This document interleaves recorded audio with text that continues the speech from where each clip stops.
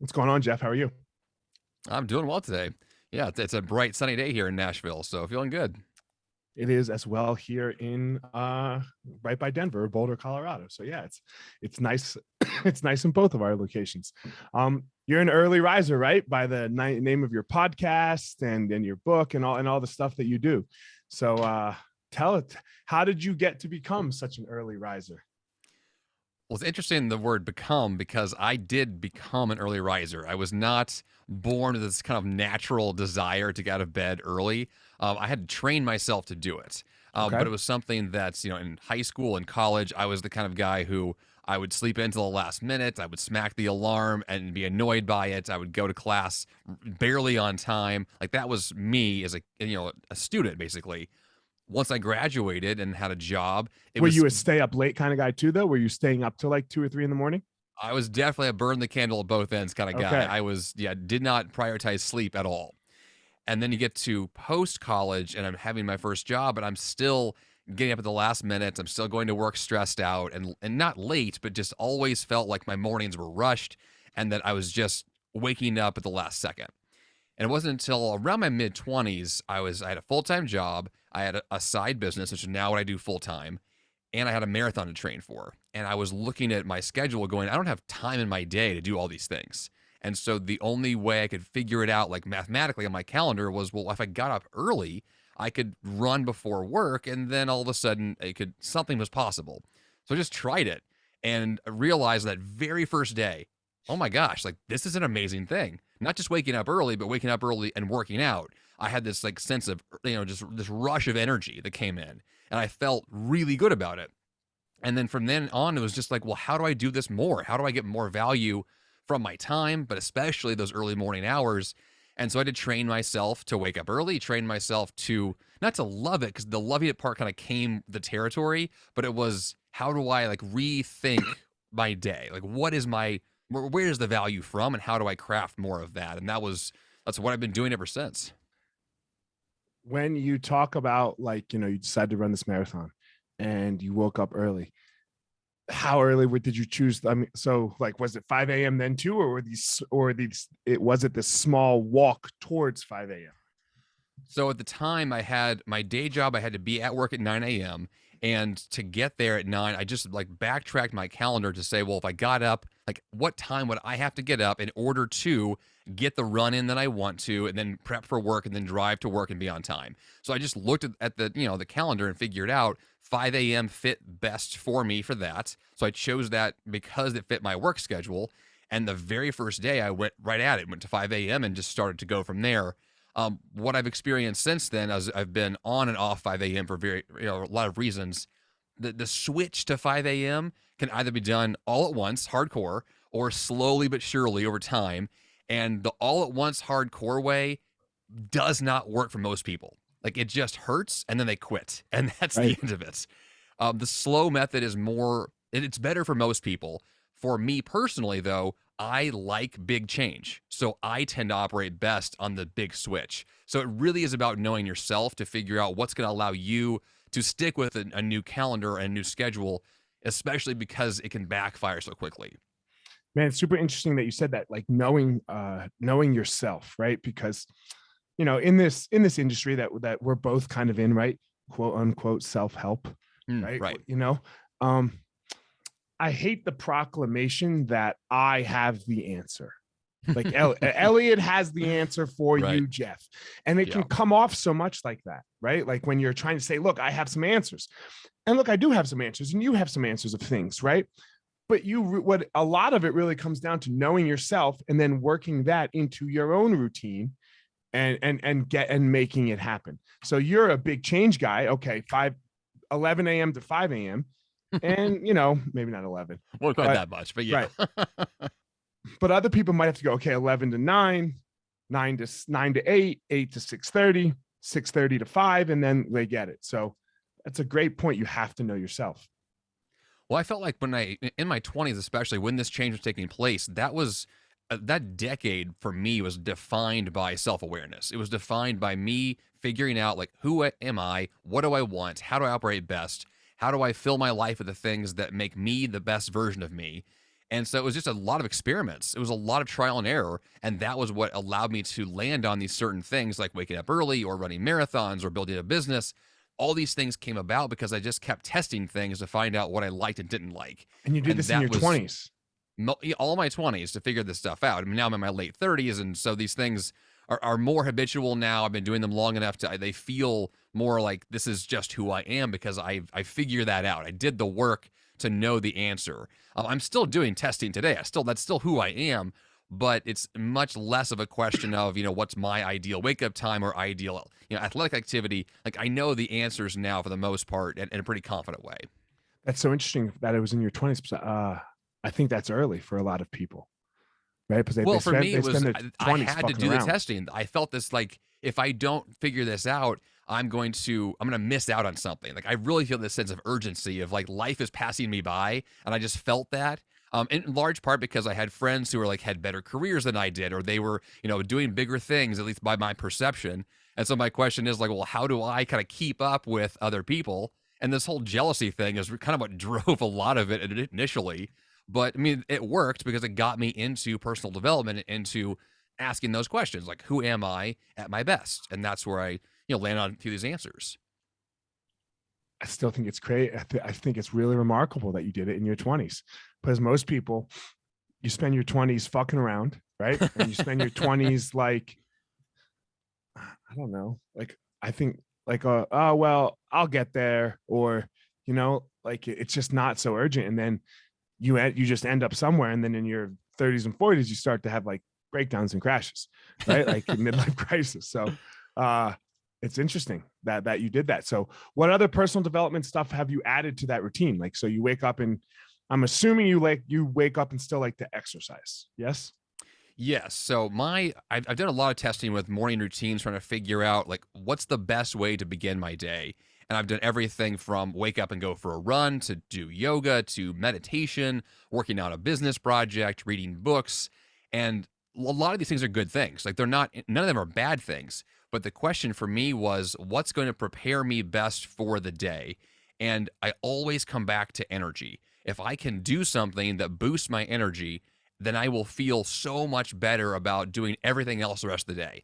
So if I wake up and go for a run, which is what I still do now to really prepare myself, then by the time 7 a.m. rolls around, 8 a.m., well, I've already done a run today. It's already happened, and I feel good about it. So now I can propel myself into whatever the work is for the day. I can do an interview on a podcast. I can write a book. I can do whatever it is I want to do, and with that foundation of energy. So that's my best routine, but that's also not what I do every single day. So my schedule shifts. I have different seasons, different projects, different priorities. And when my seasons shift, I will change my schedule to reflect what's most important. And so it might be working on a business project at 5 a.m. I don't tend to like that hour to do work, but it is a really good hour to do focused work because no one's going to bug you at 5 a.m. Like they're all asleep. Like it's just your time. Off, right? Like no text messages. No texting, no phone calls. Not a lot on Instagram. Yeah. Right. It is just me. And so because of that, I get to choose. Like, what do I want to do with my time? Because no one's going to stop me. And that's a rare thing because most of the time in life, there are distractions everywhere. And so trying to do even one thing focused in a focused way, well, it requires intentionality. And that's where early mornings for me just fit so well. I want to go back to something else that you said. I don't have time in my day to train for this marathon. Most people just end right there. Right? Like they quit. Yeah. They quit. That's a quitter. That's a quitting point, a jumping off point for a lot of people. And I don't believe that is ever the truth. There's always time in the day. It's just whether you want it or not. So what made you want it enough that made you wake up at 5? I think it was that I was already hooked on the idea that I wanted that end result. So I'd already done a decent amount of running, but never had done a full marathon. And I was really intrigued by the question of, could I run a marathon? Is it possible for me to do so? I knew others could do it, but could I do it? I wanted that answer. And so the only way to, I guess, fulfill that dream for me was to figure out like, okay, if this goal is that important to me, what has to change to make it possible? And then it just became so obvious. Well, just wake up and go for a run. You can get the time in then. On the weekends, of course, I have more free time and flexibility, but during the week, I need to make sure that I've got enough training going on. And that was the easy answer. And it fit. And it wasn't rocket science. It was just a willingness to ask the question, what would it take for this to be true? And then the answer just popped up. And I think that when you are committed to the end result, you're willing to do other things that otherwise would just hurt or not sound fun. But for me, it was just, this is part of my mission now. So let's do it. My wife said something to me the other day. I'm getting ready to give a talk, and I was having to make these slides, and she said, I was like, God damn it. And I hate this kind of stuff. Like, I'm not skillful at it. And I was like, God damn it. And I was looking for this one picture. I know there's this one picture. Like, I needed a picture of Child Elliott, and I had this great picture of Child Elliott. Like, I have these silly sunglasses on, and I'm like 4 years old, and my mom's kissing me from one cheek and my dad's kissing me from the other cheek. And I'm looking through my phone. I'm like, God damn it, I have to do this right now. She's like, oh, you don't have to do it. You get to do it. I was like, no, Renee, this is have to work, And sometimes we mess that up a little bit, right? Because when we don't look at the end result is I really want to give this talk. I get to give the talk. But now to give the talk, there are some have tos along the way. Yes. Right. So the end result is what I want. And if I really want it, I'm going to do all the have tos. And I think sometimes when we don't work backwards, right? When we try to work forwards, because you're talking about working backwards here, right. The have tos really get in the way. Yeah. I mean, that's to that point. It's like once you decided upon the finish line you're trying to cross, then everything that is required to get there becomes a have to. And for me, it was a simple mathematical question of, well, if I have to run, let's say 25 miles a week or whatever the case was at the time, well, how do I squeeze in that many miles per week? And you break it up into chunks. And all of a sudden it's like, wait a minute, if I have to run 3 miles this morning, then that's what I have to do. Let's go. Right. And then all of a sudden it's not a question of will I or won't I? It's just what time do I start? And I go. And once anything becomes that kind of mathematical and methodical for you, then it's not a question of willpower. It's just a question of when's the alarm going to go off? Okay, let's get up and let's go do it. And I feel like the things that matter the most in my life need to be that simple, or else I'm going to find a reason not to do it. Like the time will be filled up with something, and I just would rather be something I care about than something else. I really like we said right there, the things that are most important in your life. Because of course we all finagle in things that we don't really give a rat's ass about, right? Like if you don't care, you don't care. And then you all right, I'll do that tomorrow. Right. And but it's you have to have goals and achieve and standards almost, right? Like you're like almost like core values of your life. Like this is a value of mine, right? I don't move on it no matter what. Right. There's nothing, no amount of money, no amount of fame or success will make me move on my value. So, but that's what your really important things are all about. And the same thing you're talking about here. Well, and to that point, it's like that's to the question of like values and like what are you really shooting for? I mean, I've turned down jobs to continue to do what I'm doing now, even if the job paid more than what I'm doing now, because there's certain time value I get from my current lifestyle. Or if I want to choose to go run at the trail, which is my preference for exercise is trail running, I will cancel other plans to make room for trail running because it's that important to me. And once you have figured out a few things in your life that like really speak to you, well, then it's easy to figure out what's a distraction from that. What's a no-go for you? And you can turn down the distractions and say yes to the thing you care about. But you need to be confident that that's your thing, which once you know it, you definitely know it, like in your gut. And then for me, it's like that makes everything else so much easier as far as deciding a yes or no and to do something or not do something. How did you figure out what you really care about? That's a hard thing for a lot of people. I think it's simple, but it's like the hardest thing in the world. I mean, to give an example of this, when I finished college, I started a blog because I was trying to just like enter the world of internet business in some way. And I named the blog Graduated and Clueless because that was how I felt. Like I finished college, I have a college degree, and I don't have a clue of what I'm doing. And I think that was my mission, was to answer that question, like, who am I and what am I doing? And the only way to figure that out was to go try things, to read books, to talk to people, to work jobs, to get involved in things, like just be an active participant in my own life. And then all of a sudden, I'm getting more input and more data about who I am, what I like, what I don't like. And I just started mapping it out. Okay, I figured out these are the things I don't want to be involved in. Well, here are things that are still left on the table. Let's go pursue those and then whittle it down until I have a really clear sense of who I am. And then to that point of like, when you figure out what it is, like trail running, once I started to run trails, there's this moment where it's like, wait, this fits me. This is like who I am. And those moments are clear. When you hit upon those things, like you really like in your gut know it. And those are things you can't ignore. Like when those moments happen, it's like, write that down. Do not forget this, because it's easy to be distracted by other things in life. The shiny objects are everywhere. So you have to be just so diligent about that pursuit of knowing yourself. And then when you do, then it's easy. But it's that initial kind of rock solid work of like, let's go figure this out. That's the hard stuff. And again, it's trial by disqualification sometimes. Oh, that was not it. It's like dating. Yes. It's almost like dating, right? You're like, Totally. oh, didn't like you, right? It was really great, and now it's not, right? And now we go a different direction. And that doesn't mean that person, for example, in dating isn't right for somebody. They're just not right for you. Yes. And that's totally okay.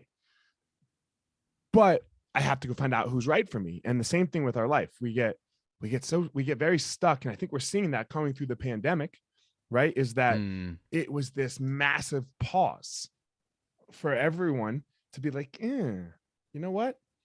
I am not going to work at Wendy's for $15 an hour. Yeah, right? Like, that's so true. So true. And I'm going to figure something else out, right? Because unemployment's over. Like that ended. And these people, right, are still not coming back to work. So like where's they have to be living somehow, right? They must have figured something else out other than OnlyFans. To that, true. But to that point of like, I wasn't working at Wendy's, but I had a job. This was 8 years ago, where I was working a full-time job. This is back in the same marathon example. I was working that full-time job. The company went bankrupt. I was laid off. Well, at the time, I had my side business that I was doing, and I made the choice in that moment to say, this is my chance to go full-time as an entrepreneur. Let's just make this work. And so I did not go back, because I did not want to get the small salary I was getting. I didn't want to pursue this career I didn't care about. I wanted to go fulfill something that was more true to me and take that risk of launching my own thing. And I did. And I'm still here 8 years later. And like but it took that leap of faith in that moment to say, let's go double down on the thing that I really believe is who I'm supposed to be at this point. And those moments are important, because they really help you to, burn the boats and say, I'm just going to go forward in this because this is my thing. And that was, for me, that was a big pivotal change for sure. What's your thing? I mean, my thing as an entrepreneur is this. Like, I'm a podcaster, I'm a speaker, I'm a coach, an author. Productivity is the underlying kind of topic at hand. But the thing that I'm teaching, my thing, is this level of like enthusiasm for your life, like caring about who you are, bringing that forth to get the most value from your time, most value from your life. And it took me, a lot of tinkering to kind of, nail down that specific vision. But all the work I've done always boils down to, let's get more value from your time by knowing yourself and then getting after it and pursuing those goals that matter to you. Other than the 5 a.m. thing, what are some other steps that you like to have, that you do and that you have other people do to do exactly what you just said? Of all the things, I mean, I mentioned this earlier, is the idea of distractions, but for me, of all the things that stand out as what makes a difference in my day, focus is the thing. And I like very practically mean like blocking actual distractions, like turn your phone off, do one thing at a time. Because what I see from people who say like, well, I'm too busy, there's too much going on. Like, there's too much going on because you're letting too much in. You're letting too many things happen at once. If you, like right now, as a good example, I'm talking to you. I'm not doing anything else. My phone's turned off. My door is locked. It's just me and you. And to get to that level of focus with any of your tasks in the day, any of your projects you care about, that takes intentionality. It takes purposeful planning and thought to say, I'm going to go do something, and that's all I'm going to do. Therefore, when it happens, I can give my full self to it. I can be completely present. You're going to get so much more value out of that time. Then if you're also trying to be on Twitter and write an email and watch TV and, oh yeah, I'm talking to this guy on the internet right now too. It's like you can't do 18 things at once and Even if think your that any phone of it was just on, matters. even if your phone was just on and you looked at it Yes. and it dinged and you were like, hold on one sec, let me check this. Right. This would be a shitty conversation. And they Like, always are. Yeah. They're always bad. Those things Right. do not work. Right. But unfortunately for most of us, that's how we go through our day. Yes. You look, mine's right next to me, but it's off. This thing is right here. Right. And we let it distract us, where even, with your spouse or your kids. And I think we're all guilty of this probably. We're having a conversation with them and the phone rings or dings and we fucking look at it. I mean, did we have to? We've trained ourselves that we have to. I think that's the issue. We have literally become like, I mean, monkeys may be a good example of this, but we've become just robotic in that sense of, this thing happens, I respond to it every single time without fail. And it takes real purposeful planning to be able to block that for not happening, to be able to say, like, I'm okay with this not being the case. I remember for me, it wasn't really apparent that I was addicted to my own phone until I went on a big backpacking trip, like almost 10 years ago now. I went to Yellowstone National Park. I was in the woods. There's no cell service, no internet, and I couldn't check it. I could not be, involved or engaged. And after 4 days in the woods, it finally hit me. Wait a minute. This is better. Like, this is actually what I want. I don't want to be that connected. I don't want that level of distraction. I want this level of depth and focus, which you don't get unless you do it on purpose. Right. I want to be that disconnected into what I'm doing. I don't want to be disconnected to the phone and have everyone able to get to me every second of the day. Yes. So, your business, is it just you, or do you have employees, or how does it work? It's just me, and it has been for a long time. I have occasional, virtual assistants or helpers out there, but for the most part, I'm a content creator, speaker, coach, podcaster. So it's just me, and I make my own stuff. All right. I am.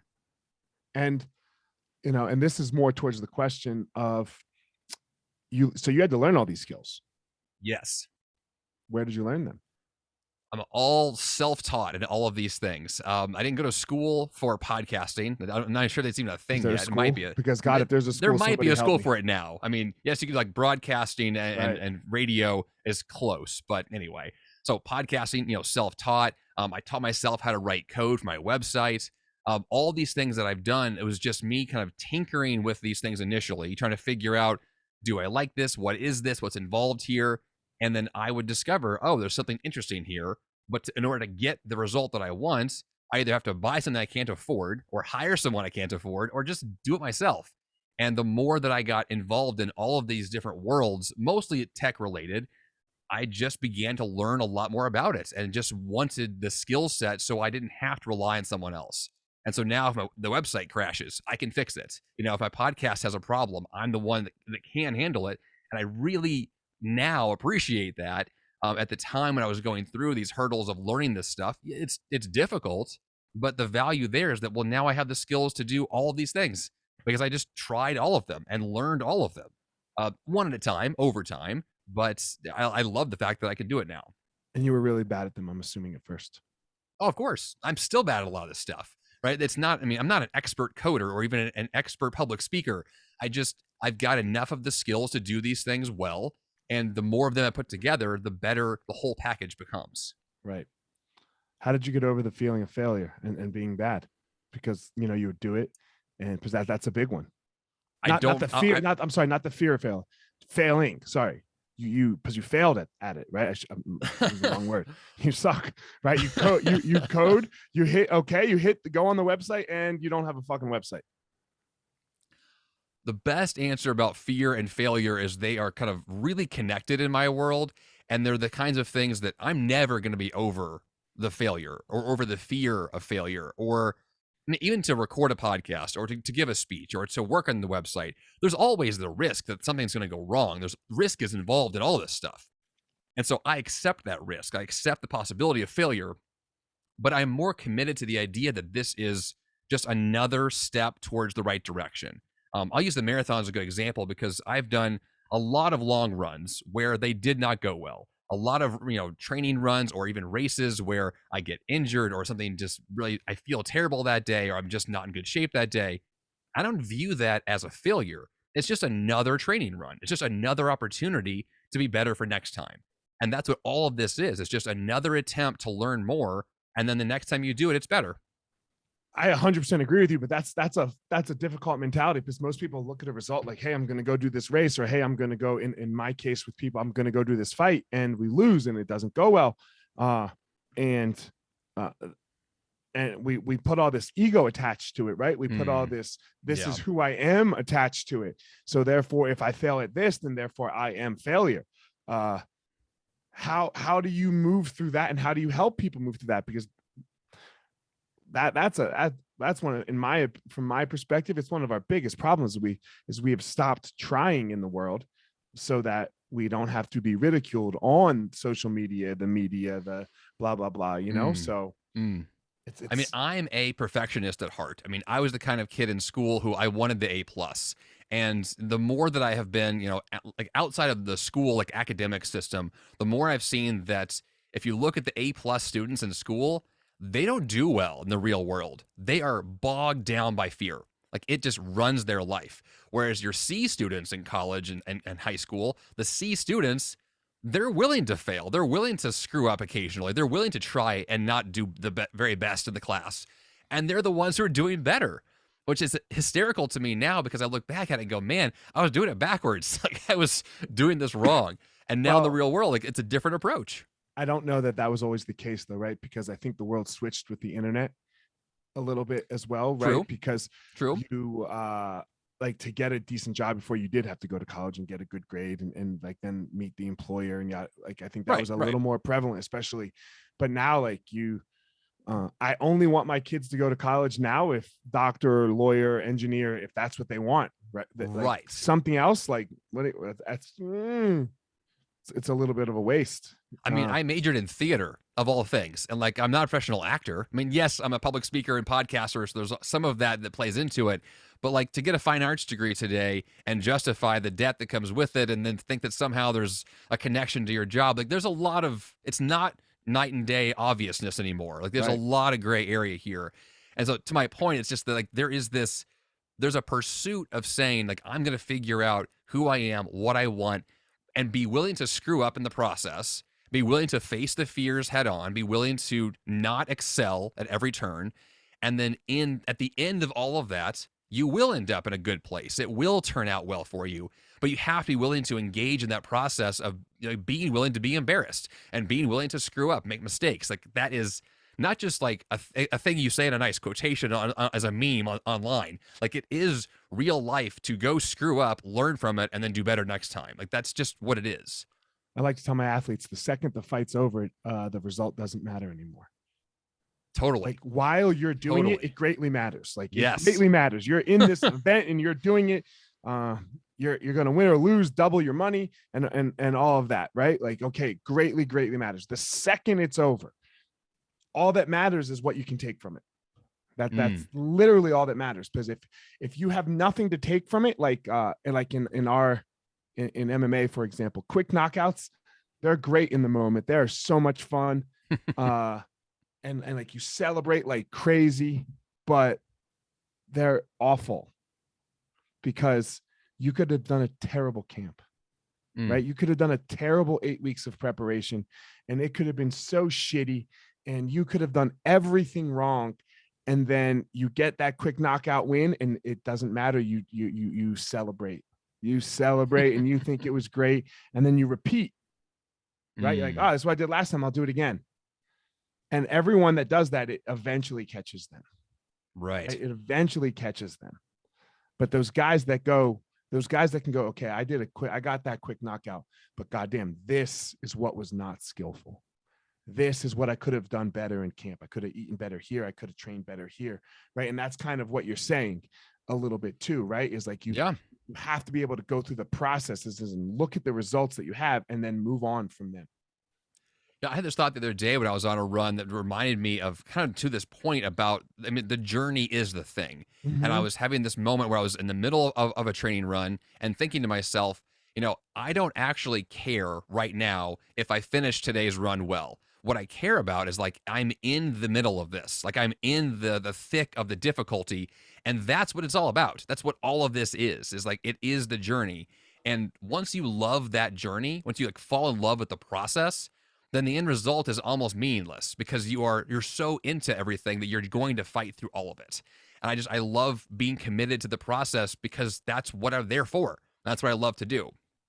And you see people that are very end result motivated, they get very depressed if they achieve end result. Like you see a lot of champions, people that become the best, for example. And in that moment, when they become the best, and that was literally the only goal, they're like, God damn, what's next? Right. Right? Like, okay, I'm the best. And the sun's going to come up tomorrow still. Like Sunday morning ain't going to be no different, right? Like, and that moment when you open your eyes, it's still the same. Now what the accolades and all that shit that the world tells us can change, but it comes back to what you were saying earlier, who you are. Yeah. It's still who you are, and your achievements don't really get to define who you are. Yeah, I remember, I think it was Shaquille O'Neal years ago, like his dad told him, like, you give me all your trophies. You earn them and you give them to me. I put them in the basement because you're not going to get to hold on to them anymore because they're not yours anymore. And I thought it was an interesting perspective that like you can be this ultimate champion winning everything but forget that, put it away, move on. And that perspective is I think it's the healthy one. It's to say like, I'm not here for this trophy. I'm not here for this finish line. Like I'm here for the battle. And that's an ongoing thing. Talk about a dude that's really done it well. Shaq. Like he's a top 5, top 10 player of all time. Yeah. And now crushing this other world in business, and at the same time, really helping people, like really genuinely giving back to the community and people. So I love to see that in athletes. That's amazing. I know LeBron gets a lot of hate, because he's politically active, but goddamn, I don't see anybody else making schools for people. Right. Like that's so true. Like, what do you want? Like, he puts his money where his mouth is, and he's put, I don't know, what's he at, like 1,000 people through college. So his big why must actually be much greater than putting a ball in a hoop and getting championships. Well, like that's the case with almost any sport, though. It's like what you're going for is never about the activity. Like it's never the thing, because a sport by itself is almost like a silly act of nonsense. Like, yes, I can put my foot, one foot in front of the other for endless number of miles. I can go punch somebody. I can go shoot a basketball. Right. But to what end? Like it by itself, it doesn't mean much, but it can mean a ton if it's attached to something that's bigger. Yes. And but that's why I think sport is, whatever sport, I think activity is the greatest thing for human development. Like tying something to an activity where there is adversity, whether it be basketball, whether it be trail running. Trail running's fucking hard, whether it be fighting, right? Like these things are difficult, and they create this I must overcome mentality. And then you get into this, okay, how must I overcome, this such large thing in front of me that you have to bring it back so small, right? Like you want, when you're running the trail, literally it's just your next step. Don't step wrong, because if you step wrong, this whole thing can go downhill. Go ahead. Sorry. I've used the example before of a marathon that for most people, a marathon is 40,000 individual steps. That's kind of the average based upon your length of your stride. Well, 40,000 steps by itself sounds enormous. Like the average person would think like 10,000 steps a day sounds hard. 40,000 steps in like 4 hours sounds impossible. But it's just, that's the whole thing. It's literally one step and then another and then another and then another. And that's the whole thing. And you get into a rhythm of just taking those steps, a rhythm of doing the activities, a rhythm of just always moving forward. And that's what gets you those finish lines and trophies. But it is that act of being in the game, of just continual movement, that leads to all that success. But I think it's the willingness to say, like, I want to be in the game. I want to be on the court. I want to do that work. And I think you can see the things behind me a little bit. The one's Martin Luther King, right? And the white one is the Teddy Roosevelt quote, "The man in the arena." And this is the answer from that. Okay, so I think we have to love. That's number one. And then number two, my opinion is that we have to step in the arena of your life. right? It Yeah. doesn't matter I don't care what your arena is. It literally doesn't matter. It could be fucking blowing bagpipes, you know, Right. or whatever, but step into that all the way. Step into that all the way. And then you get to live an amazing life. There's a great writer, Stephen Pressfield. Do you know his Okay. work? No. So Stephen Pressfield, he wrote a lot of books and some screenplays, and he's had some movies made of his books. But one of his kind of mantras is about this force called resistance, and like there's this thing that we're all fighting against. You know, this beast that we're all trying to tackle. And his personal mantra as a writer is sit your butt in the chair and write. Every day, sit your butt in the chair and write.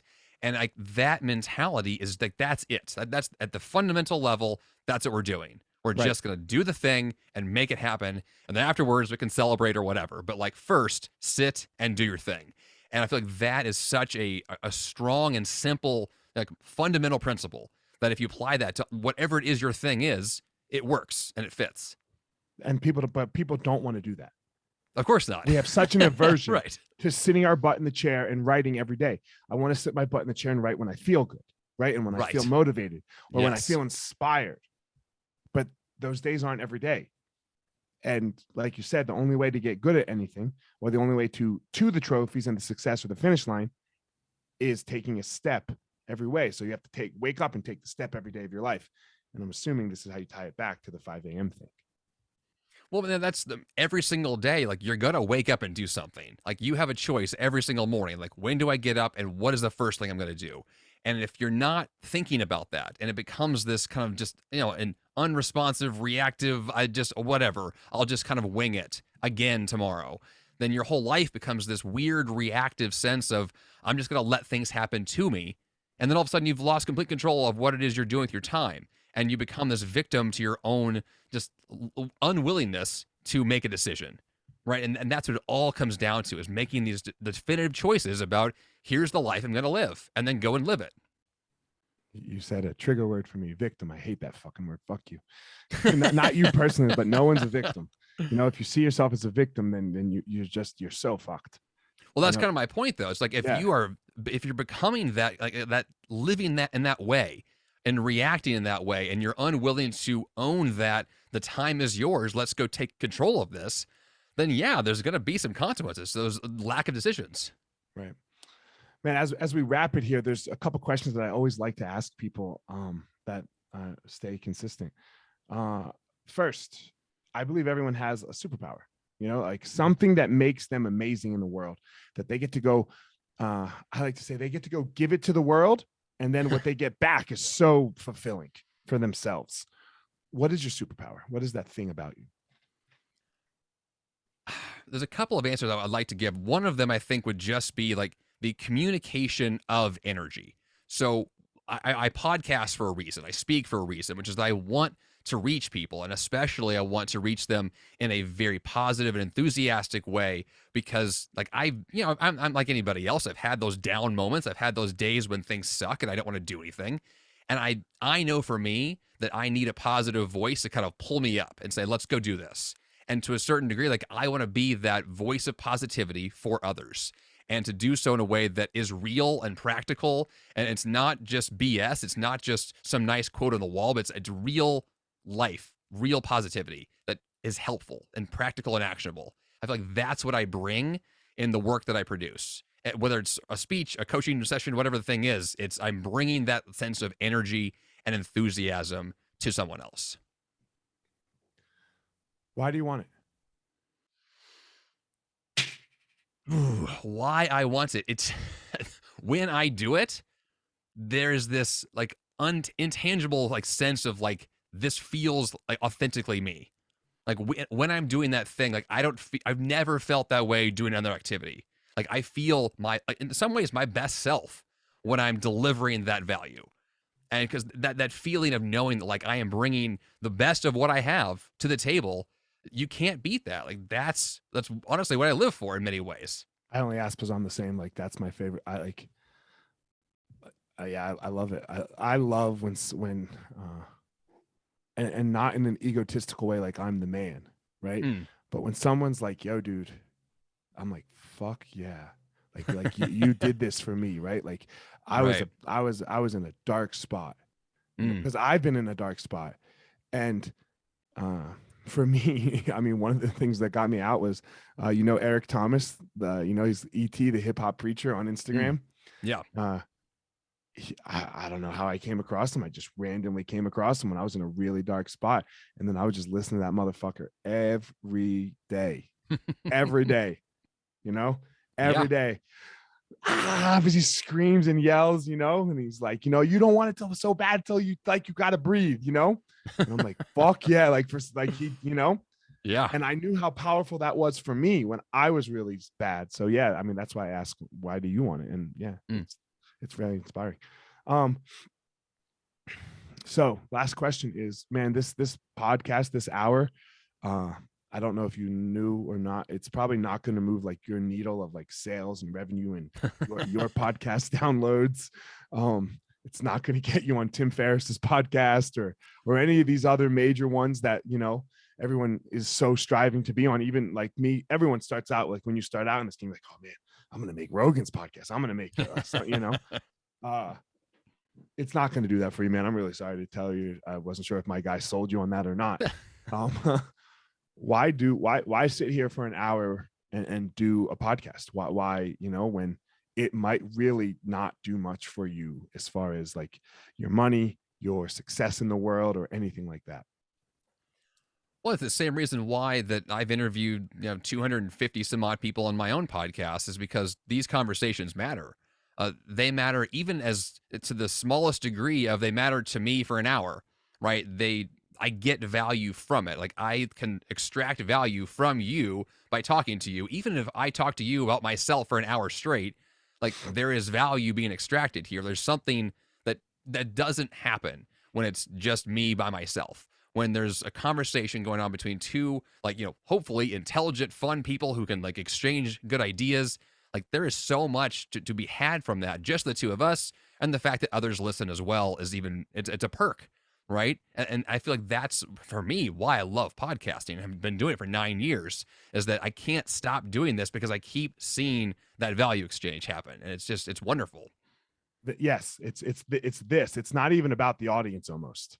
Right. Right. Like, and if we do this well, then the audience hopefully enjoys it too. But I agree with you again. For me, it's like, goddamn, that was a really great conversation.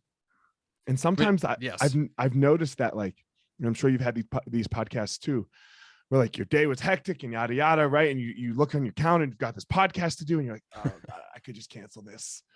No, that would be dick, and you do it. And sometimes those ones turn out to be the fucking best, especially.